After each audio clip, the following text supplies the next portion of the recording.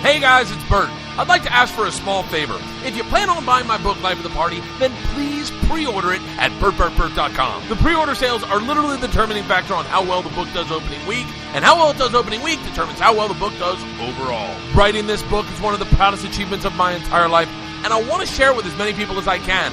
You pre-ordering it makes that possible. So do me a solid, pull out your credit card and go to BertCast.com and pre-order Life of the Party. Thank you so much. You know I love you. Today's guest, songwriter, producer, and guitarist currently on Hugh Laurie's world tour, my friend, Mark Goldenberg.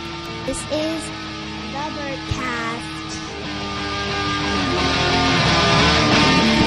Today, in the Mancave, our friend, Mark Goldenberg. I say our friend because LeeAnn's in here too. Say hi, LeeAnn. Hi. And I'm making sure the levels are okay. Mark is, we're going to get into a ton. But Mark has his guitar with him. Mark's wife is one of my most favorite people. She's a lovely person. She is fantastic. She really is. Here, play something on the so I can hear if the mic's picking it up. Actually, we should probably turn this way. Whoops. All right. It's a little sloppy up front, everybody. There we go. But that's just because That's going to work. you can hook it onto this. It might be easier. No, this is good. Okay. It's a little sloppy up front, everybody. It's okay. Getting it? Oh, yeah. Okay. So Mark's going to play a little guitar sometimes, but we're going to talk. Most importantly, I'll start off with the story that introduced me to Mark. I don't know if Mark's heard. The one with Benny. Good story. So, here talking to... sometimes known as Bernard. Bernard. I call him Bernard. Bernard is his 7-year-old son. Is he 7 or is he 8 yet? He's 7. He's 7. Okay. He's as tall as a 9-year-old. Here, hold that when we're talking, just so that we get good levels. It's not a real professional rig here, Mark. This is pro quality. Yeah, So 2 years ago, I was hosting the fair. Last year I was hosting the fair, and Mark is a part of a band called the Village Idiots. The Valley Village. Village Idiots. Well, first of all, the fair is the big fundraiser for our school. Every year it happens in May. Yeah. And there's always a lot of live entertainment from the kids and some parents. And The first time we ever went to the fair, I saw Luke Perry. Yes. Playing. He was a parent. Playing the guitar on stage with the dude with the long hair with the beard. You know that guy? Dude with the long hair with the beard. Dan Boole. Yeah. Yeah. Dan is a dad at the school. He makes amplifiers, guitar amps, for a living. Seriously? Yeah, he's got a company called 65 Wait, Amps. the dude with the beard? Yeah, and the long hair. That's Dan Boole. Shut up. Yeah. Oh, that's so funny. I thought the guy with the feathered hair, like the really good hair, the guy that like his hair looks like it's off a Ken doll. Yeah, that's. Then who are you talking about? The dude with the long hair, with the leather jacket and the rocker motorcycle dude. boots. No, that's Lulu's dad. Yes. Yeah. He's also a musician, studio guy.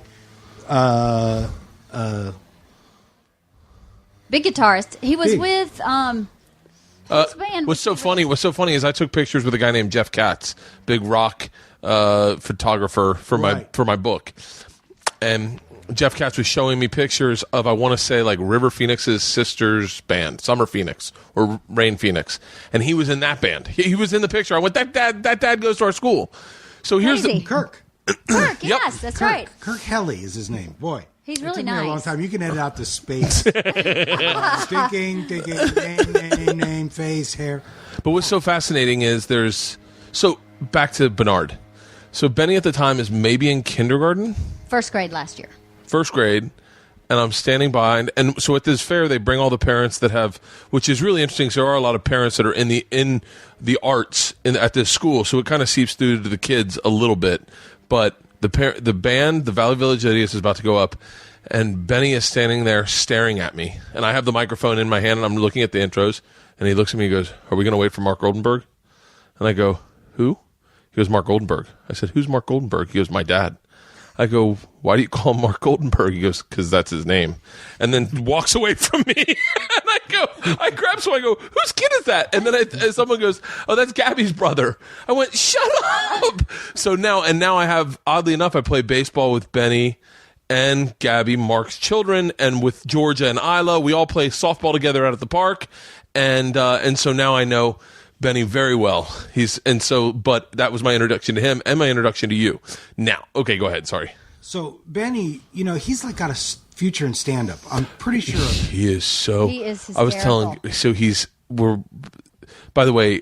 And he's so good looking. He's a little bit of a stud. Oh my Lord. So we're playing softball the other day, and all the kids are getting upset because they don't want outs, no outs. And Benny's like, no outs, I don't want outs. But he's in the field and he's going, strike one. And George is batting and she goes, Daddy, I don't want to do strikes. I go, Benny, we're not doing strikes. He goes, okay. Throws it again. I throw it again. Georgia misses. Strike two. I go, and she goes, Daddy, tell him to stop. I go, Benny, we're not doing strikes unless you want to do strikes. If you want to do strikes, we'll all do strikes. He goes, I don't want to do strikes. I go, okay, no strikes then. He goes, okay. So I throw it again. Georgia swings and misses. He goes, strike three. And Georgia starts crying. I go, Benny, listen, we said no strikes. That means no strikeouts. He goes, no, I know. He can't help. So he can't help the kid himself, can't help. right? I throw one more to Georgia. She swings and misses it under his breath. I hear strike four. So now to come full circle. So we're in the man cave the other day. I always knew you're a musician. I always knew. I knew, and I want to get to your career, what got you, all of that. But most importantly, Jackson Browne was that was the band that we listened to when we were on the tour with Jameson. And you brought that up the other day in the man cave, or someone brought it up, and I started talking to you about it. And I said, you should come over to a podcast. Then last night, Margaret says, do you want me to email some of Mark's who he's worked with over to you? And LeeAnn and I are like, no, we'll just hang out and talk. And then I go, you know what? Do it. Just do it. We'll take a look. Holy shit, Mark. we about laid an egg. My first question is, who have you not worked with that you always wanted to work with? Because you've worked with everybody. Wow. Let's see.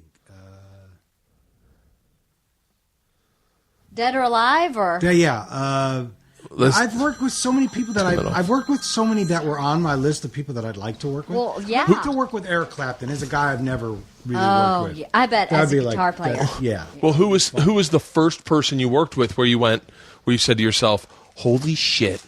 This is a good story. I was in college. I was in a band in Chicago, and we had a manager guy, and he knew this guy who played piano for William Shatner.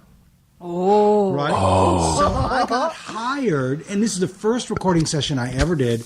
I got hired to play on a record for William Shatner. He's doing a spoken word record. This is like, he had a record out where he did a version of Mr. Tambourine Man, and that was pretty much, I gotta say the word hit, but that's a pretty loose.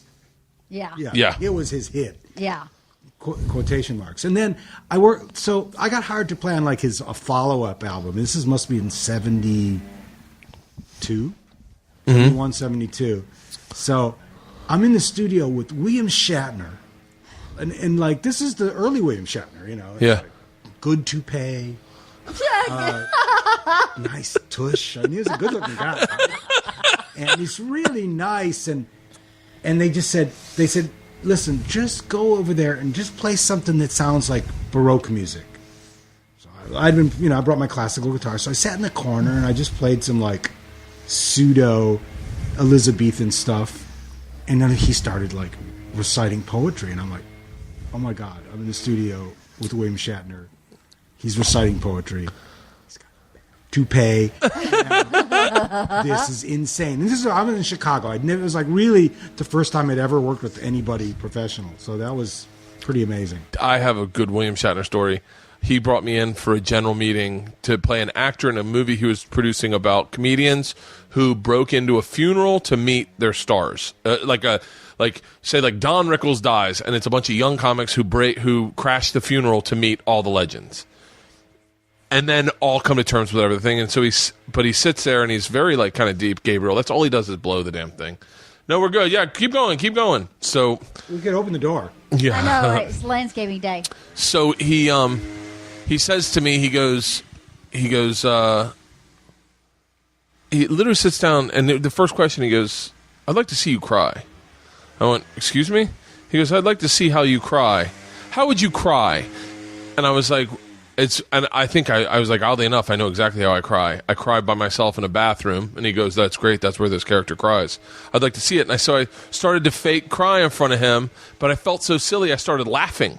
And then I kept going, and he goes, "This is perfect. This is perfect." And that's all he said, and then I left. And I fake cried in front of William Shatner. I was like, "I just met Captain Kirk." So William Shatner was the first person? Yeah, he was. So now you started playing in Chicago. Yeah, I was, went to music school in Chicago. I grew up, my mom was a musician, and we had a lot of music in the house, so it was just, kind of required that I'd get piano lessons and French horn. And I started playing guitar when I was in high school. Really? Me too. All the kids, in my neighborhood.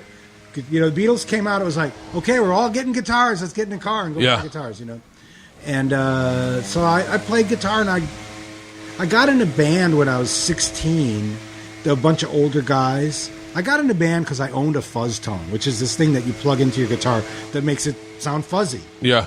And this was like, late 60s, early 70s. It was kind of like the sound. I didn't know how I actually don't know how I got this fuzz tone. I got it. Yeah. I got in a band with a bunch of older guys, some guys on the northwest side of Chicago that worked. What a concept, a band that worked. So I was in a working band. Wow, Shut right up. off the So I bat. started early with a bunch of older guys.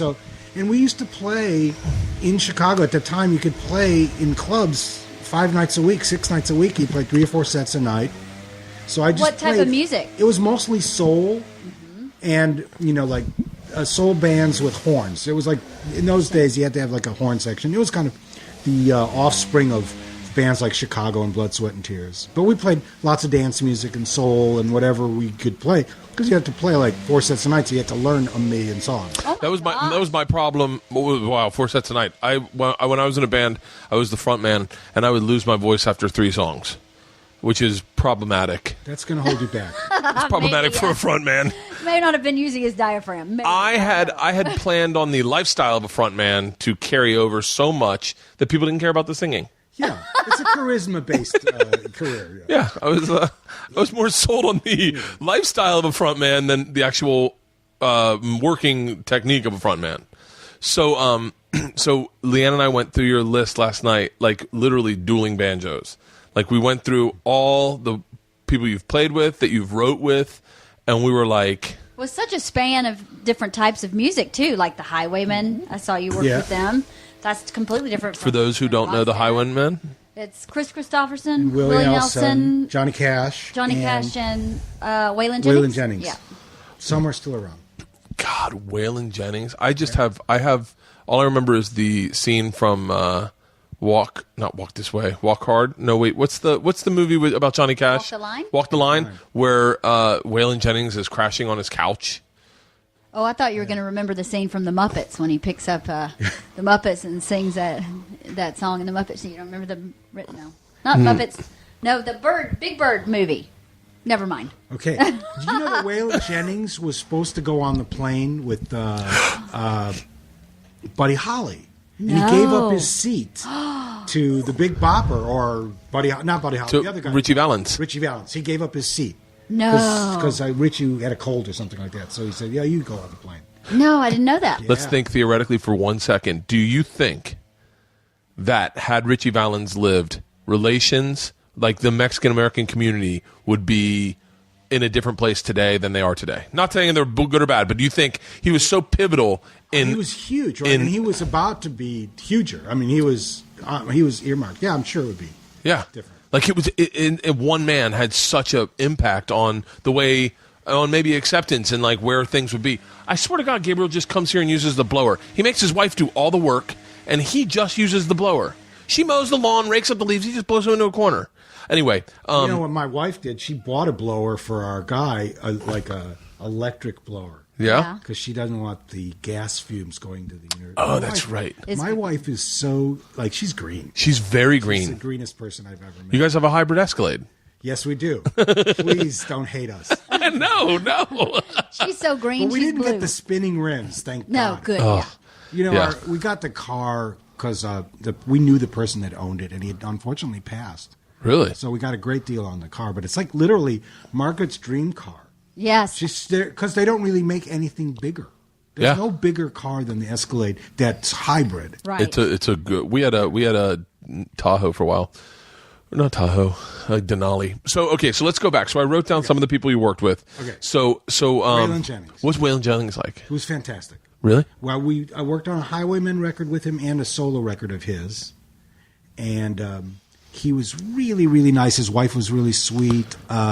He sent me a Waylon Jennings jacket after the record was over. I've gotten some pretty good gifts. I bet your swag closet is. It was. He said, "I'm sending you a leather jacket." It was like it was actually a denim jacket with leather sleeves with a giant W on the back. Oh my God! Like the entire back was the W, but it was great. And then I worked on a record for.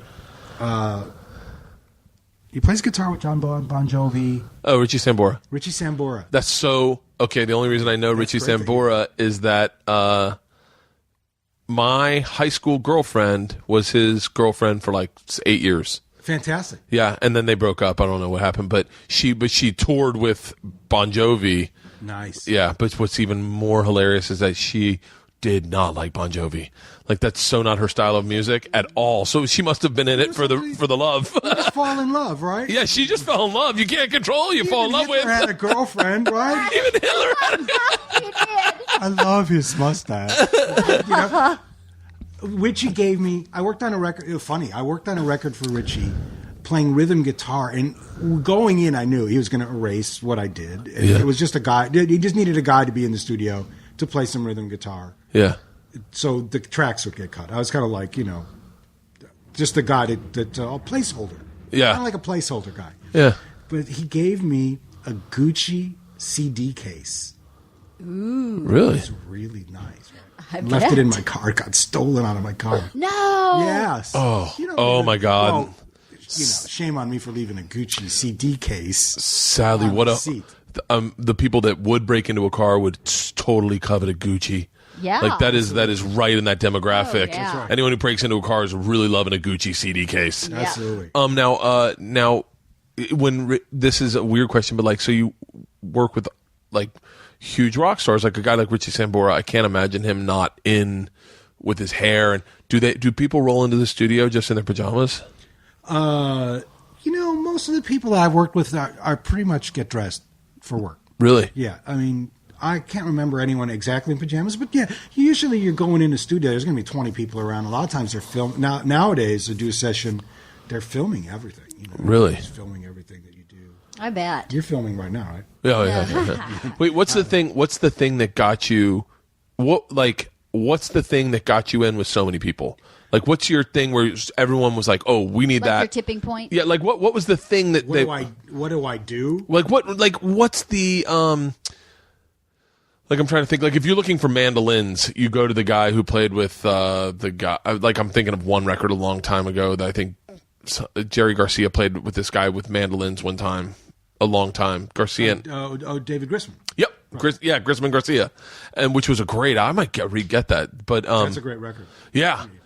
But like I'm sure he's the go-to guy. Hey, we need mandolins. Call him. Like, what was your thing that everyone was like, "Oh, we need Mark for this"? I'm a song guy because I've played a million songs. I've written a lot of songs. So when I'm confronted with a song, I usually think in terms of what's a good part that I could play on the guitar for the song. Plus, I'm a good reader. So if somebody puts a piece of sheet music in front of me, I can read it. Yeah, and that's not so required in the pop music field. A lot of times you're just going to hear somebody's going to play the tape of a song, their demo. Yeah. And then you just kind of figure out what you're going to play. And sometimes they've already written the parts, so you just have to decipher what it is they want. And I come up with some cool parts and sometimes and good sounds, and I'm pleasant to be around. And that is big. That is huge. That is the only reason I'm working today. I really think is that I'm fun to be around. I don't know about Absolutely. the only reason, but it is a contributing factor. Yeah, right? I mean, there's lots of great musicians, for example, who you couldn't imagine spending 2 weeks on a bus with. Right. You know? But, so that's part of, like, if you're a touring musician, right. That's part of the package is your ability to, get along. Get along. I'm definitely someone you'd want to spend 2 weeks on a bus with. Well, Absolutely. I bet I could be in a band just playing tambourine. I bet there are bands that would just take me just to play tambourine. They're Absolutely. like, look, we don't even have his mics on, but he's funny shit on the bus. So I still want to talk about people you worked with a little bit, only because the list is. But I also want to know how you write a song. 'Cause I had the hardest time writing music, like writing a song. Wow. The thing about writing songs is it's like you just have to get up every day and make a giant pot of coffee and sit there with your guitar and a legal pad and a piece of paper and just do it every single day until the song comes out. Then it's a crap song. It's guaranteed. You're going to write 1,000 crap songs, and then maybe you write a good one.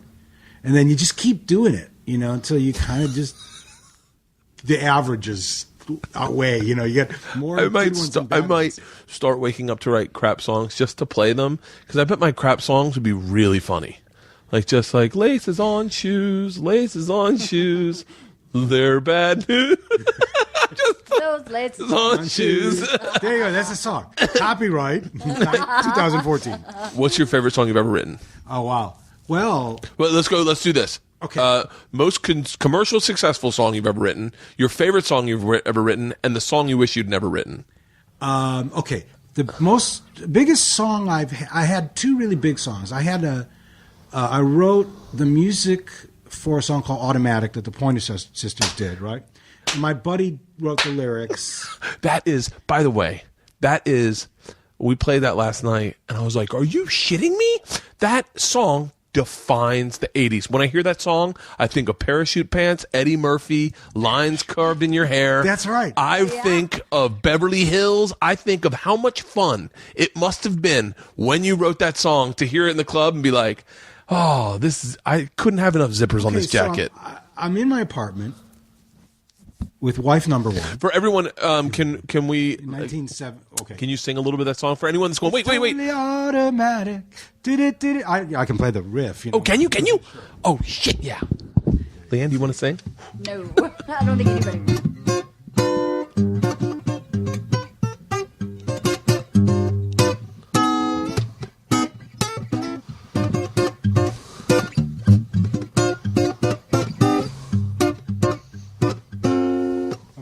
That's nice. Insane. All right. So wait, you wrote that on the guitar? No. Okay. I did not. I wrote this song. I thought I was writing a Depeche Mode song. That's where I was at. Okay, I can see that. So 80s. Yeah. I was in my apartment wearing like a LeMay suit. Oh my God. With wife number one. Yeah. With wife number one wearing Doc Martens, And I had gotten, what did I do? Oh, I had actually made some money before that writing. I wrote a couple songs for Linda Ronstadt on an album called Mad Love. So that was like around 1980. Yeah. So I took all the money that I made until the IRS caught me and bought synthesizers. And I bought a drum machine and a synthesizer, and I was like totally into this 80s like synth rock thing, right? Yeah. So I wrote the music for Automatic on like a Roland Juno 60 and a Roland drum machine, and it was like it was like very robotic.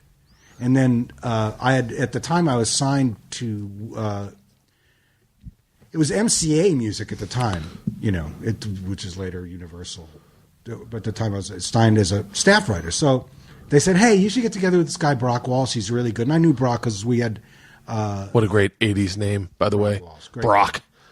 He was a good friend of Andrew Gold's, and Andrew and I knew each other. It was, L.A. in the early 80s was a hotbed of just the worst. Debauchery, I can't imagine. But anyway, so Brock came over, and I played him this, demo I did it, of course, at the time I did all my demos on something called a Porta Studio, which is like a cassette. It was like a regular old audio cassette, but they turned it into a 4-track recorder. So, you could record your demos on it. And it was everything would come out sounding like distortion and noise. Yeah. So I played him the track. He says, great, I'll write, and he started writing this lyric. And all of a sudden, we had this song, right? So we went into the studios at MCA and made a proper demo of it. And then we had a song, the people at MCA said, oh, you know what? The Pointer Sisters are looking for songs, and Richard Perry's producing it.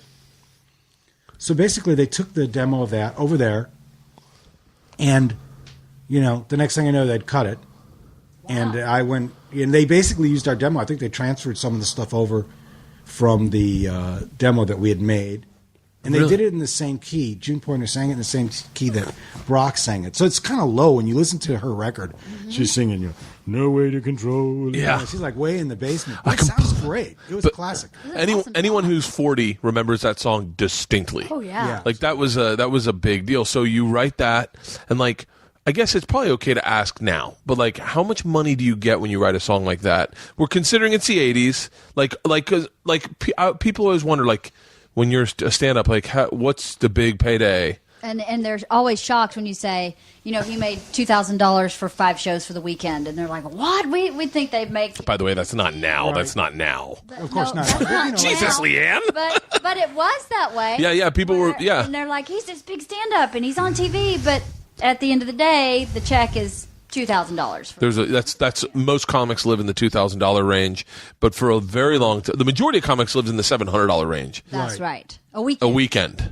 Okay. Oh, for a weekend. For a weekend of work. Do they throw in the meal, a free buffet? You can eat at the club. You definitely got a tip. You can usually, most clubs, if they're cool, you get free drinks. They'll put you up in a condo. But they no will not fly you out. No transportation. Yeah. So if you're pretty playing, much like a musician. Yeah. And you don't have to split it in 4. But so like going solo is a good idea. Yeah. That's the same. So when you write Automatic, are you in a deal? So is that part of the deal, or do they cut you a check? Do you get royalties? I get royalties. What happens is, like, at the time I was signed as a staff writer, so they had given me a certain amount of money on a yearly basis for like 3 years or something. I had signed a 3-year deal, and they gave me a certain amount of money every year as an advance towards whatever I would make, right? So I would, and they would own the publishing, and I would get the writer's share. So I was basically, when Automatic hit, I was just paying. I was paying back the money that you were already getting. So I lived on it, a lot of it. But then there's also what they call performance royalties. When they play your song on the radio, you get, every time they play a song of yours on the radio that you wrote, you get a royalty through a performance collection agency. NASCAP or ASCAP? NASCAP or BMI. I'm with BMI. So every time a song of mine gets played on the radio, it generates a penny. Yeah, we get it too. Yeah, for his stand-up. Yeah, anything that. Yeah, it's the same thing. We do? Right? Yeah, it's through a company called Sound Exchange. Oh, interesting. Mm-hmm. They listen to everything. Right, and because you wrote the comedy, it's a joke you wrote. Right. Yeah, I guess. I don't perform anyone else's material. It's all mine. Right. So that must have been like. So it was good. I got to say, it was good because I got some big checks. I wrote a song for Natalie Imbruglia that was on that big record that she had, the huge record. Yeah. Mm-hmm. And I had a song that was on that record that was a single. It was the second single after Torn. Mm-hmm. It went to #1 in England for like 3 days. Wow. Really? Up and down. It was like, they were so, I think by the time that they released any other songs, they were pretty much sick of Natalie Imbruglia. But that song Torn was like, went on forever and ever and ever and ever and ever. And I had 2 songs that I wrote and produced on that record. So I got a pretty good paycheck from that. It paid for my garage. Have you seen my garage? No, I have not. You said nice. to me. It's a nice garage. It's pretty awesome. Natalie Imbruglia basically paid for my garage. Thank you, Natalie. Thank you. Yeah, thank you, Natalie. My daughter thanks you. She sleeps over in that garage. Okay. That's weird. The 6 degrees of separation of like, if I ever bump into Natalie Imbruglia, I go, "Hey, thank you, Natalie." Yeah, thank you. My daughter thanks you. So what's the best song you've ever written? The best, like the song you're like, hands that like I would say the best joke I've ever written is probably my favorite one is a carrot cucumber joke. My best story is probably the machine story, obviously, but my best joke. But I've played to tell that joke so much I have a hard time telling it now. Not the machine story, but the carrot cucumber. Like, what's your best joke? My best. No, I'm sorry. It's my best joke is a waiter walks up to a Jewish couple in a restaurant and goes, "Is anything all right?" That's a good joke. My best song is, I think my best song, the song that I don't ask me to sing it because I can't sing it because I'm 30, 40 years old. It was called Justine, and I wrote it, and Linda Ronstadt recorded it in 1979. And I had this band called the Cretones, the unfortunately named Cretones. No, we listened to the Cretones last night, and LeeAnn liked it. She was like, I dig it. Why was I so angry? That's the question I ask myself when I hear myself sing. It's like, why was I so angry? What did I do? I didn't hear you as angry. Mad at? But I wrote a song for her called Justine, which I had written after reading a bunch of Lawrence Durrell novels. So I was feeling really effete and, like smoking opium and, wearing a kaftan.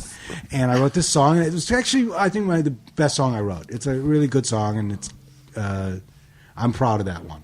Because I think she sang it and made it even better than it was. So. Yeah. She's pretty incredible. What was she like? To listen to. Oh, Linda was fantastic. Linda, when I met Linda, I had this band, right, called the Cretones, and we were a skinny tie band, and we were, this is like 1979. We were, kind of a power pop band, and we had gotten signed to Richard Perry's label. We played clubs in LA all the time, and we hadn't made a record yet, right? But we were kind of playing every week and kind of doing okay. We had started out by playing a sandwich place near USC called Mike's Munchies. We played there every Friday night for almost a year. So the band got really tight, got pretty good. Yeah. And I'd written a whole bunch of songs. And our bass player's girlfriend was Linda Ronstadt's dog walker. How crazy. Okay. So she took a cassette that he had of our band. We didn't even know she did it. She took a cassette of some of our demos and played it for Linda, right? So we were playing at the Starwood one night, and Linda comes backstage. We didn't know she was there. She's like wearing a babushka and like Lolita sunglasses, and Shut up. Totally. I'm trying to think of the equivalent. Like Dave Chappelle walked in. That's like Dave Chappelle walking into the green room and Dayton the other day, like a couple weeks ago or whatever. And you're just like, holy shit. Like it's like seeing a great white shark. Yeah, exactly. And it was better to have her come after we played, because if I'd known that she was there while we were playing, I would have shit the bed for sure. Yeah. It would not be so great. So, so Linda comes. She goes, I heard your tape. I want to record 3 of your songs for my album. I'm like, yeah, right. But she did. She got me to play in the band on the record. On a lot of that record, I was in the band. It was the first time I'd ever, that was like a pretty big step. Huge. Yes, yeah. Huge. I mean, before that, I'd toured with Al Stewart, who was a singer. He had his hit called "You're the Cat." Mm-hmm. That was like my first 1975, right? That was the first tour I did. Really? And how old are you? How much now? No, then. I was maybe 23. Oh, shit. Going on tour at 23? I didn't start touring until I had kids. That's the worst part about it, is I never got to do the 23 just. If I could remember it, I think it would be fucking great. I know I had a good time. They told me that. Were you imbibing at all? Or? Oh, no, me? No. Wait, what was your go-to? Like mine's I'm always a beer dude. Like when I'm on tour, it's weird. I was thinking of this last night when I was thinking about talking to you today. It's weird because when you're on tour, you become the superhero you believed you would be a little bit. You get to live this different life. Yeah, it's totally no family, reality. Not reality at all. Nothing counts. I mean, you stay on your diet if you can. Maybe you work out a little bit, but I never do shots. But I'm on the road. I do shots. You live this alter ego life. What was your go-to your treat? My treat was I was kind of an herbalist. Oh yeah, to say.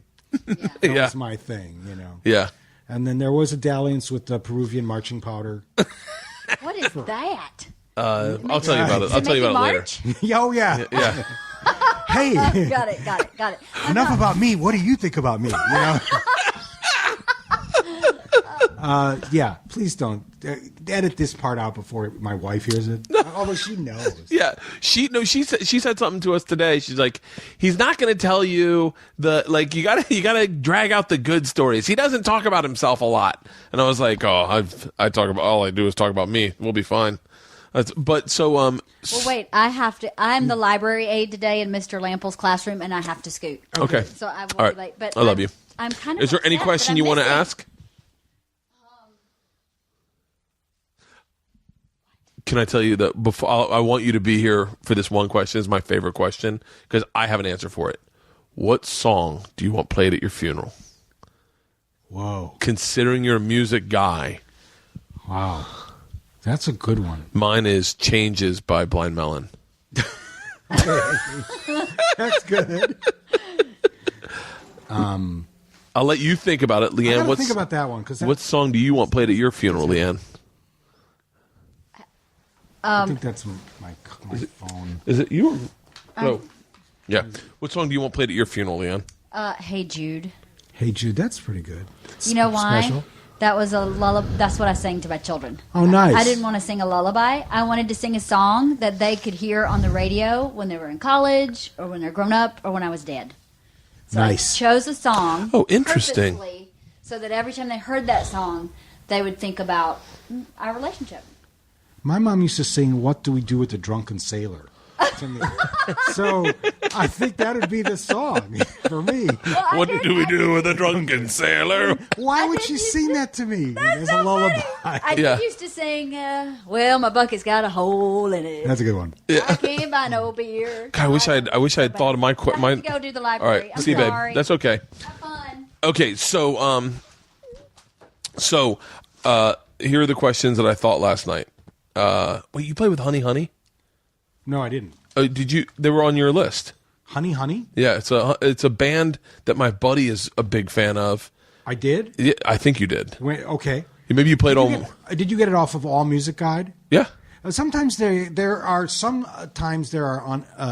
some odd things. Like they said I played on Frampton's Camel in 1972, but I played with Peter Frampton in 82. What's Peter Frampton like? Oh, man. He's the nicest guy. Peter Frampton is like the greatest guy you'd ever want to know. He's funny.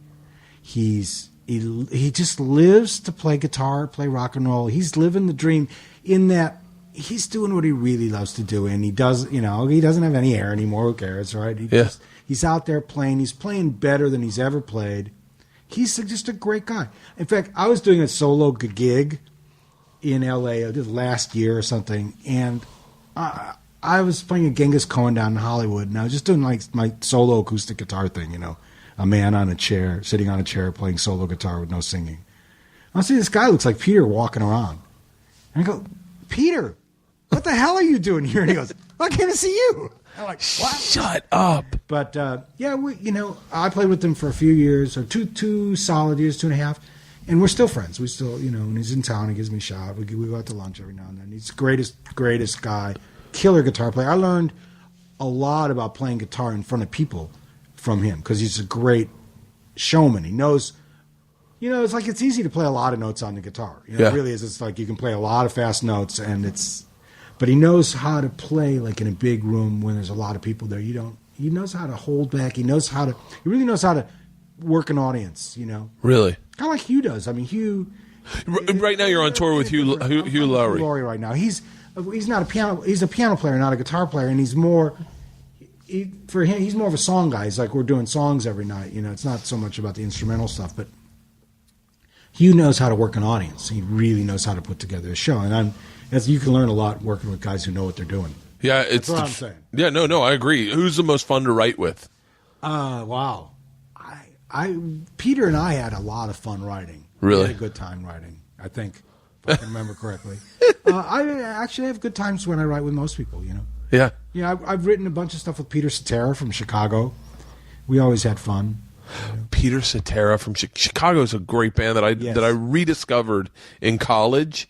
Like I really discovered them. I'll say I discovered them because I remembered a song from when I was a kid, and I was like, what's that song? And I got the album, and I listened to it all the time, and me and my buddies were like, man, Chicago's a great band. They were like a killer, like they started out as a band that like really played, like they had guys in the band. They're kind of like a jazz band in a lot of ways. Yeah. And then they later turned into like a pop rock band, and then got really pop. But they were great when they first started out, when they were CTA. That was a hell of a band. They could really play. And I met Peter because I knew Cetera or Frampton? Peter Cetera. Yeah, Cetera. I worked with Peter. I met Peter through this guy that managed me when I was in Chicago, who had been in a band They're a slightly older guy who had been in a band in Chicago, so he knew those guys, and he trotted me around to meet Peter. And then I think I worked with Peter after I'd done Automatic and a couple other things. So at that point, he knew I was as a songwriter. But we had a really good time. Peter's just a sweet guy and plays great accordion. Really? Yeah, and it's really funny, when. Like even now, like whenever you can work with somebody who's like well known and they're in your studio with you and they start singing, I get that feeling. Oh man, that's Peter Cetera singing. He's like next to me singing. He's got that voice, that Peter Cetera voice. I'm like, oh my god, he sounds just like Peter Cetera. Yeah. No. Do you? When was the first time as a band? How does that? Something that drives me nuts about when I go see shows is now encores seem to be a part of the show. Yeah. It's like now it's like you're going to do your 12 songs and then all of a sudden, the encore is planned. Yeah. And you're like, well, he hasn't played that. I guess we're doing an encore. So you're almost like, okay, we get, I saw Beck one time. That was the only guy I saw he didn't do an encore. He just played the shit out of 35 minutes, 40 minutes and then bounced. And I was like, whoa, that was intense. It's kind of like it's become the ritual. You go to see a concert, you're going to hear 12 songs. They're going to go off stage. They're going to pretend that they're going to wait. Yeah. But if you're working, for example, like Hugh, right? He does a great show, and by the time we go off stage, the audience they're freaking. They're ready for an encore. So maybe it is. In a way, you're going, well, we're going to earn an encore. But we go off stage, and every night he goes, are we going to go back? Oh, okay. Yeah, because I guess the encore's earned. You got to earn the encore. Yeah. If you come back and nobody's clapping, that's not so good. Man, maybe I'll start doing the Machine story as an encore. I'll do 45 minutes and then go off. If I've earned it, yeah, that's a good idea. That's the greatest hit. Yeah. So to speak. Right. You do some people, it's weird. Some people do the greatest hit in the set. Some people, now who did I see that did this? Oh, Wang Chung. They played Everybody Wang Chung Tonight as their first song, then as their last song, and as their encore. They just kept playing it. I guess if you've only got that's your song, that's your song. What incorporates your is there anything you put in a rider when you go on tour that you're like, guys, I'd really love to have this in the green room? Well, I tried to, I don't personally usually get a rider, but but when I do, I try to get whole wheat turkey pinwheels. But whole wheat turkey pinwheels, because I know I'll never get that.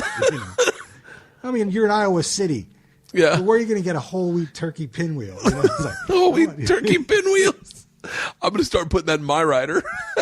I don't have a rider per se. Some people do. Eddie, there's a comedian who gets fresh sneakers every show. Oh, yeah. Brand new sneakers every single show. Fantastic. Yeah. When I worked with Chris Isaac, we got fresh underwear. It was on his rider. Are you serious? Yeah, serious. Wait, what other stuff have you seen on riders that you were like, shut up? Okay, check this out. Okay, keep going. Okay, so we got I get in Chris Isaac's band, mainly because I fit in the suit from the guy who left the band. I think more than anything else. He's the right size. Get him. 42 wide? Yeah, it's 42 long. Yeah. And I get in the band, and then we're at the first gig, and he's got this lady who does makeup. She didn't make up it. She was the costume. We had to wear suits, so we had 3 suits that we wore, and they had to be steam pressed every show, and they had a buffet of hair products and colognes that were vintage, from the 60s. I mean, it was really a time warp. Great guy, Chris. Funny guy. Good looking dude too. Handsome. That I remember that song he did with I think Cindy Crawford, the video, and it just was like, whoa. Yeah, he's a good looking guy. Yeah, he's still a good looking guy. So I get so I'm in the dressing room and I see all this stuff. I'm going, okay, that's cool. Hair products, okay, I could deal with hair products. Cologne, some high karate, English leather. I mean, it was all there. All that stuff, I'd seen when I was a kid. It's all there. And I guess, if you want to find stuff like that, it's out there. Right? Yeah. On eBay, vintage cologne.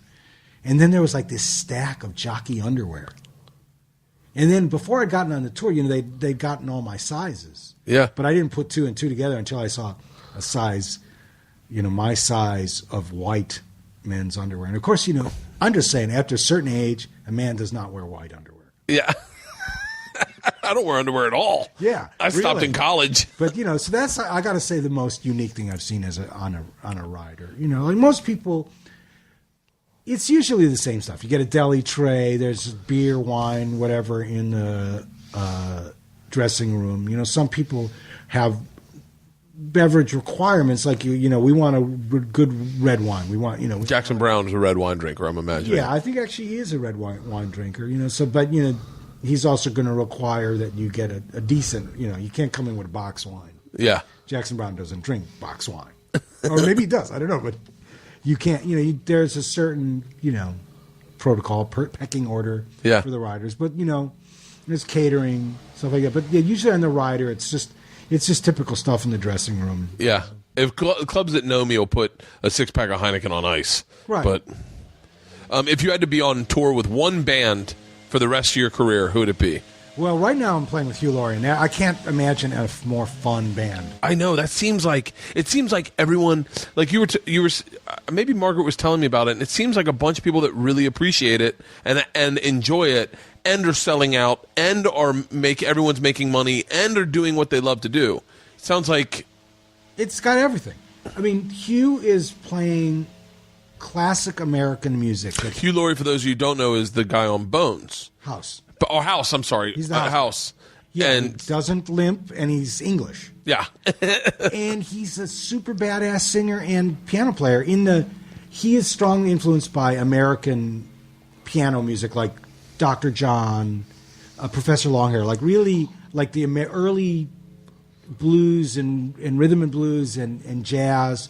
He's into it, and he loves it like it's his passion, Yeah. So he's out there doing this music because he doesn't really. We're not doing any originals. We're just doing old songs that he's discovered, and but his enthusiasm for this old stuff it's catching, and he's out there. It's all like a crusade, like.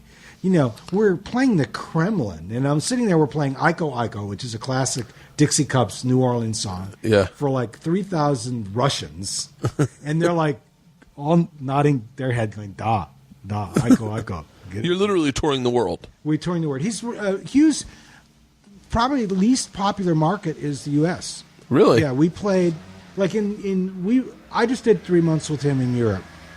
We played 3,000 seaters. Pretty much sold out everywhere. That's insane. And he could probably just play Europe for the rest of his life. I mean, it's just like people go see him. What a great life. You're a sitcom or a TV show star. You don't really need money.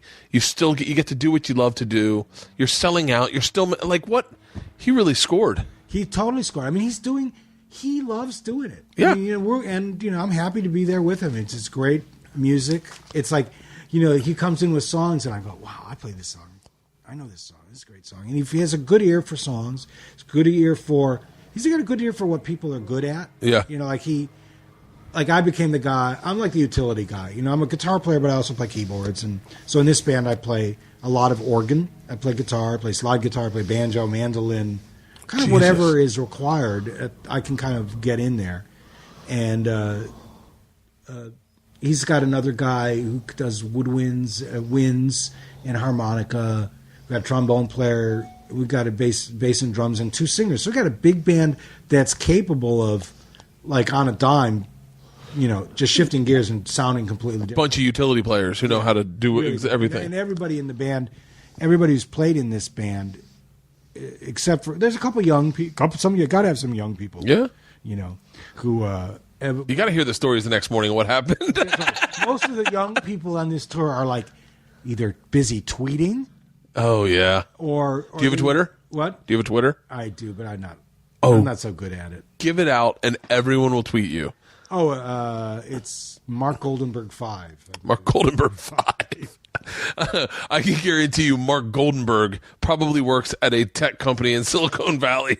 There's a Mark Goldenberg in Beverly Hills who's a pediatric dentist. Really? Yeah, he gets calls from me, and occasionally I go out and I'll take somebody's teeth out.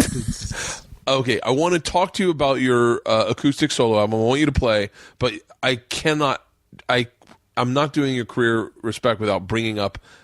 So what we'll do is all the people you worked with. So what I'll do is I'll say a name, and you just give me one word that when I say their name, the first word that comes to your mind. Okay. Okay. All right, we did. Okay, the Pointer Sisters. Lovely. Okay. Lyle Lovett. Good hair. Chris Isaac. Better hair. Brian Wilson. Not much hair. Brian Wilson. I got it. It's got to go for more than a word. Okay. Okay. Brian Wilson is a classic, and I've just recently worked with Brian Wilson. But when I first worked with him, there were two guitar players on the session, and he couldn't remember our names to save our lives.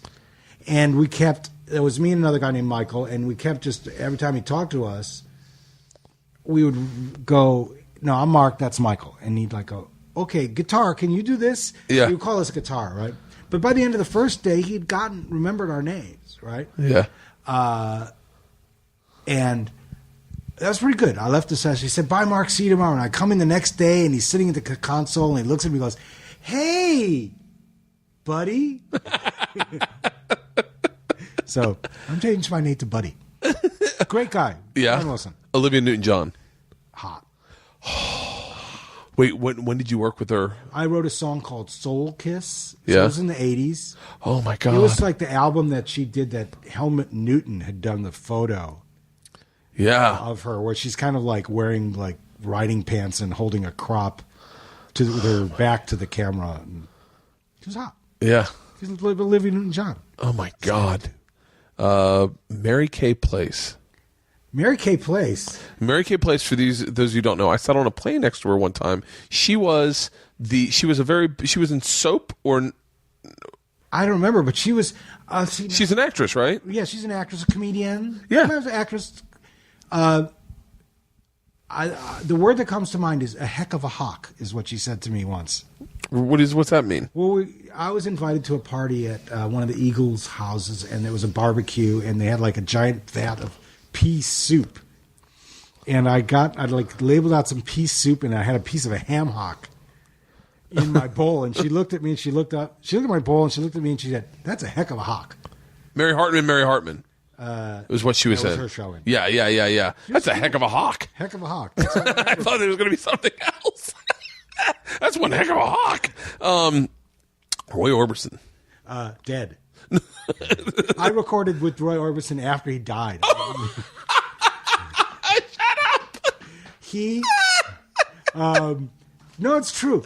I worked for his producer a lot. I worked for this guy. His name's Don Was. He made a million records. And that's one of the reasons I've worked with all these people, is that I was part of Don's recording team. I would do a lot of sessions for him for like through the 90s. It was a big... we did a lot of records together. They had found a song that Roy had recorded in his kitchen by himself with an acoustic guitar. And somebody's idea was, well, we'll put a band behind it and we'll release it.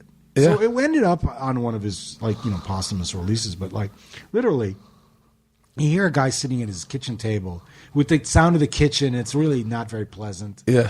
And then they put a band around it. It's not a bad... on paper, it sounds good to me. It was hard because, I mean, his time, like his playing in time factor was pretty good, so it was okay, but it was kind of hard to play with somebody who's not there. You know? Yeah. I mean, it wasn't cut to a click or anything. It was... actually, the sound of the recording in his kitchen was kind of the hard that made it hard, because it was a little hard to hear what he was doing. So, okay, but he was dead. So he had nothing but nice things to say about what I did. Let's see, Carly Simon. Carly Simon. I worked on a Christmas record. Really? For her. Did you get to hang out with her? Yeah.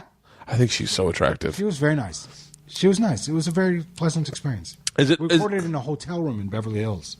Really? Yeah, they basically took over 2 hotel rooms and took all the furniture out. See, I love that. Recording studio. I love that. I love when I read about, when I was in college, I got into Red Hot Chili Peppers, and I read that they took over a house and made an album in an old house and with Rick Rubin, and I was like, that's the dream. Like, well, of course, you can just record whenever you want. Yeah, you can work in your underwear, which I advise, and you can any place can be a recording environment. Some probably sound better than others, but you stick a mic in front of somebody singing in a hotel room. Yeah. It's probably going to sound okay if you got a good engineer, right? Yeah, it sounds fine in here. Yeah, it sounds great. This would be a great room to record anything. That's what I said. We're going to sell this house to a divorced music producer dad. So he has a room for his kid. He can come back to the Mancave and work, and he's in a good district, a good school area. This would make a great recording studio, this room back here. Yeah, it would, wouldn't it? It's all, you can't see it, but it's all wood. They've got a nice TV, flat screen TV, which is important for working. And the high ceiling, which makes it nice. Oh, really? The drums would sound good in here. Now, okay, is there anyone, let's see if I have any, is there anyone, I don't know what that was. Was there anyone that I brought up that you worked with that of note that you're like, oh, you know what? I also worked, oh, wait, what's Jackson Browne like? Oh, Jackson's great. Yeah? He's very... You toured with Jackson for like 15 years, right? Yeah, I toured like, I think I ended in 2010, and I started around 94, I believe. Good God. It wasn't like a straight through. I mean, we worked, I would say 90% of that, yes, I was working with Jackson, but he did some tours without the band. Yeah. He did some other things. Pete, I was on my podcast a long time ago. Pete Corielli is a comedian, and Pete Corielli was obsessed with Jackson Browne. Uh-huh. And he was like, bro, you have no idea. They do the loadout. I mean, I'm telling you, bro. And so one night, only because I never tell old partying stories too much, but one night we were on tour. There may have been some party favors involved, and it may have been around a fireplace, Dallas, mushrooms, who knows. This is a long time ago, and Pete was telling me at length, only the way one of those nights can go at a fire pit. He had his iPhone playing Jackson Browne all fucking night, and I fell in love with Jackson Browne because of that. Well, you got to admit that Jackson Browne is probably one of the great American songwriters. Yes, he is. He's a heavy songwriter. He doesn't write, The Pretender. What? The Pretender. The Pretender. He wrote Running on Empty. I mean, yeah. He wrote like songs that are... If you listen to the loadout, it gets you like kind of like warm inside because he's singing it to the crew who's all sitting there waiting to finish their job for the night. Yeah, absolutely. And then Just Stay. Which he didn't write. Yeah, but I like that comes in right after that. So, okay, so now, is there anyone that you played with that you of note that I interrupted you? I apologize. Willie Nelson. Willie Nelson? I played on some Willie Nelson stuff. Well, I played with the Highwaymen. I played a record with the Highwaymen. So, and then we did some spin-off stuff. I worked on some stuff for Willie. Actually, I'm playing the Grammys with Willie and Merle Haggard and Chris Christopherson. I'm going to be in the backup band for that. Are you serious? We're doing one song. We're doing 3 songs in 4 minutes, or really something like that. It's a big medley. Wow. But it's undetermined whether I'm going to be like the acoustic guy or the electric guitar guy. There's like they hired a big band, so who knows what. That's going to be so. That's fun. So wait, did you? And the Highwaymen was Willie Nelson, Waylon Jennings, Johnny Cash, and Chris Christopherson. What's Chris Christopherson like? Really nice. Really, I worked on a record. His most recent record I worked on. He was a super nice guy. He's a real easygoing guy. He's like a family guy. He loves got a beautiful wife. And he's got grown kids, and he's He's like one of those. He's one of those real men, like Burt Reynolds, or he's a real man. Like those guys that I look at and I go, oh, that must have been nice.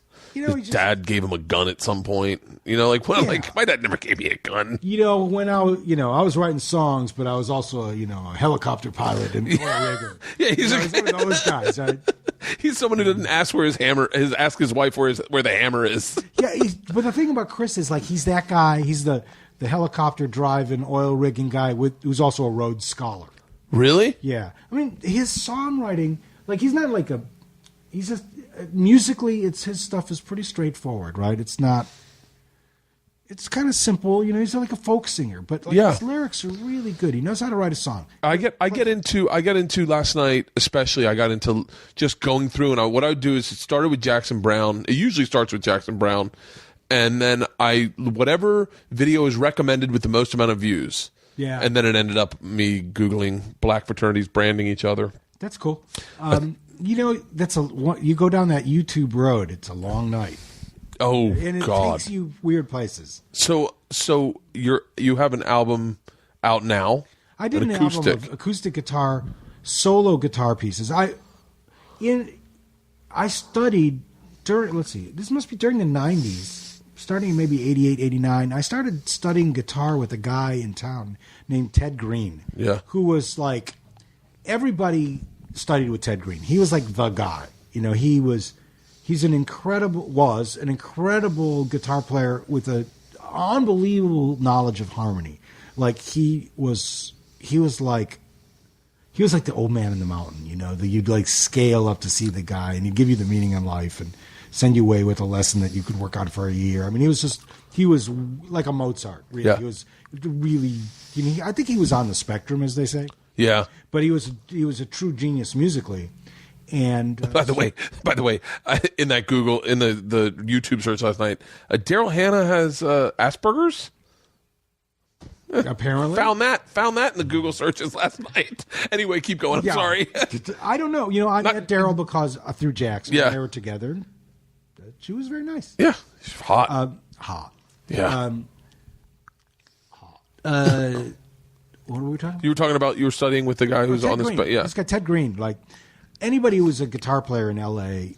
eventually would have to go see Ted for something. I studied with him for a long time. I really got into harmony, just like chords and all this kind of finger style stuff. So, in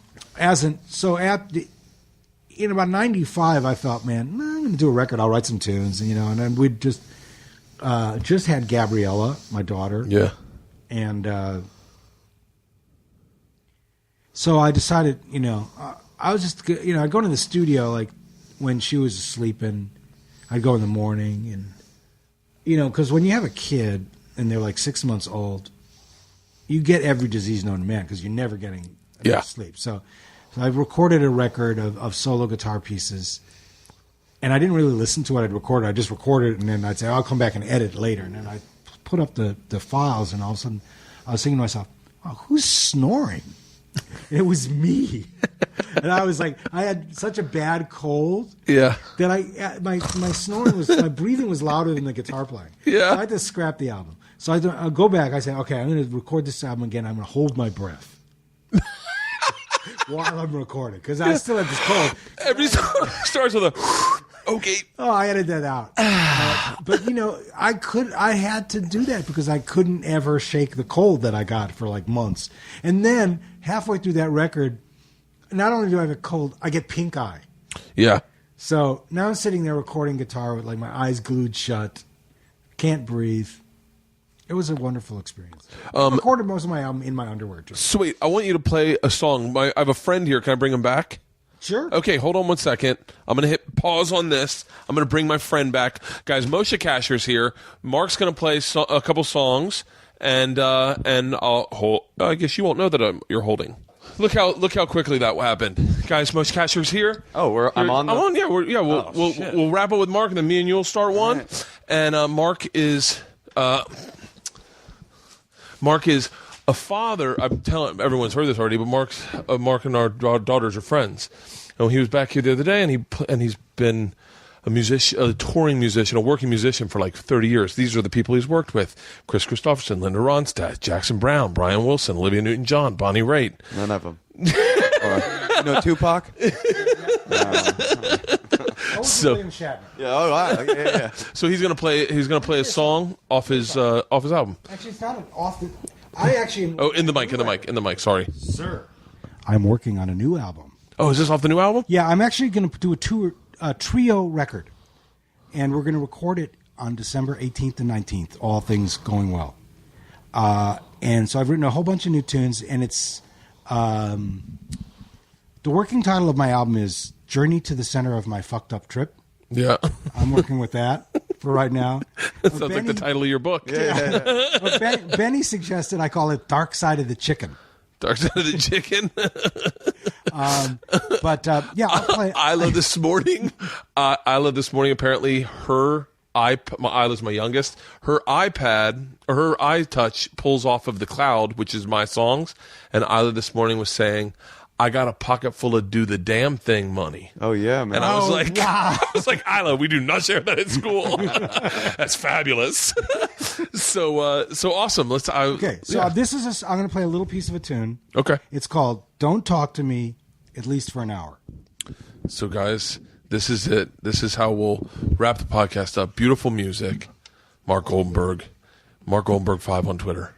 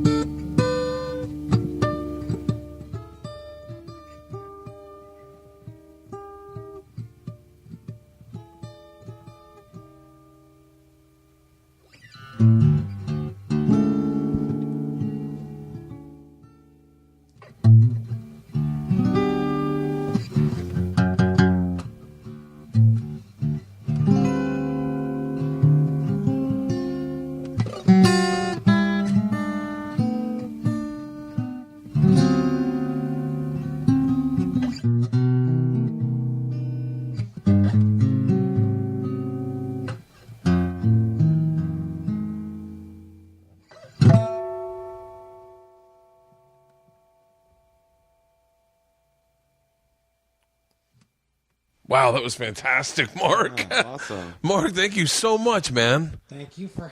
It's so it's so Thank funny. you I for said the having other me. day he picked up my guitar and was playing my guitar, and I was like, oh, he can really play. Like, you forget. But thank you, man. Thank you. Thanks for having me. No, I appreciate it. If you want to find him on Twitter, at Mark Goldenberg, Mark with a K, Yeah. 5. Or markgoldenberg.com. And look for him at the Grammys. Screen grab him. Send me the picture. Nice. And thank you, man. I appreciate it. Thanks for having me.